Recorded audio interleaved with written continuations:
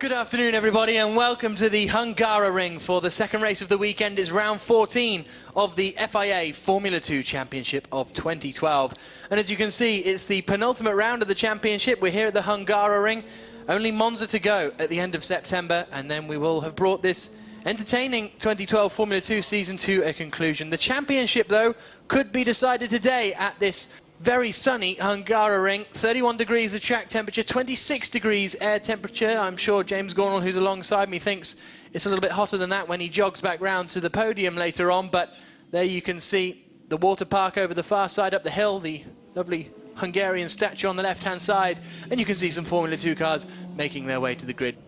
Green flag wave from the back of the field. Here come the lights here at the Hungaroring. The 14th round of the season is underway. Another slow start from Fontana. This time Tuscia gets a decent getaway. He's going to be up into second position by the time they get down towards turn one. Zamparelli's getting squeezed towards the inside line, but Pommer it is who leads, going down into the braking zone. Tuscia thinks about a move. Great start from Marocca. He's sending it around the outside and is up into third place. Zanella goes very wide on the exit of one. He needs to be careful when he comes back onto the circuit, but at the moment it's Pommer, followed by Tuscia, followed by Marocca.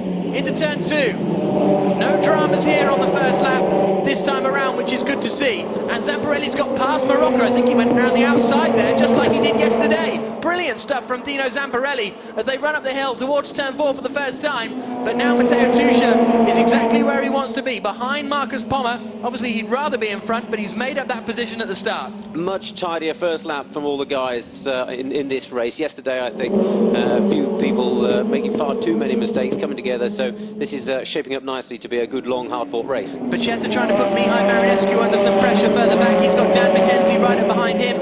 David Zhu has lost a number of positions off the start, actually. He's now behind Gonda and Snegerev, and there's Hector Hurst. There you can see the BZ sign. That means that this is the start of one of the boost zones. They're not activated on this first lap, as Fontana goes very, very wide on the exit of turn 11. That may well lose him the position to Christopher Zanella. Zanella wasn't quite close enough. Bacchetta and Marinescu dicing wheel to wheel down into 11. You can see Marocca coming down the hill into turn one. Quite a significant decline down there. Bacchetta feeling like he has to go defensive from Dan McKenzie in the battle over 8th place. Theoretically, Luciano can finish in 8th place and still win the championship. If Tuscia finishes 9th, if Tuscia finishes 10th, and Zanella doesn't finish on the podium, and Marcus Pommer doesn't win. But at the moment it looks as though Pommer will win, Tuscia will finish on the podium. That's a big slide from Luciano. He's really struggling this weekend to figure out exactly what's going on, because he says the car feels fine, it all feels good. He looks at Pommer's onboard lap and it looks as though he's doing the same thing. They can't get to the bottom of it. But Kevin Marocca took pole position yesterday. Quite as strong in qualifying here. It'd be nice if he can keep his car in one piece, which at the moment looks very comfortable, and like he will do, because Kevin's actually going to be doing the further street race in Warsaw on the 15th of September. He's going to be demonstrating his car to all his Polish fans, so if anyone's in the area, it might be a good idea to pop into the city centre. Mackenzie's past Luciano Bacchetta down at turn 2, but then Mackenzie runs wide. They're going to be side by side on the run up into turn 4. Bacchetta will be on the outside, though. Surely Mackenzie can hold that. Bacchetta sends it all the way around the outside. There's a big slide on. Technically, he's probably overtaken Mackenzie off the race circuit there. We'll have to see what the stewards decide about that one. Up into the chicane they come, but Bacchetta holds on to that position for the moment. But the only way Luciano was going to take that position was by going off the circuit. And here's a replay then. So Mackenzie's gone around the outside of him at 2. Bacchetta tries to scare him out. There you can see, good move from Mackenzie. Bacchetta gives him enough room for an F2 car and nothing more, but then the fun, well, it's up at turn 4 a few moments later than that replay showed. Down into 12 for the final time. Marcus Pommer qualified on pole position with a lap that in itself was absolutely phenomenal. 3.5 tenths clear of the second place qualifier. And now he's going to come through the final corner to win his 3rd race of this Formula 2 season. He's going to keep his title challenge alive as we head to Monza. Brilliant drive from Marcus Pommer. Absolutely fantastic lap times and a fantastic win for the man from Heilbronn in Germany. There's his dad, absolutely delighted.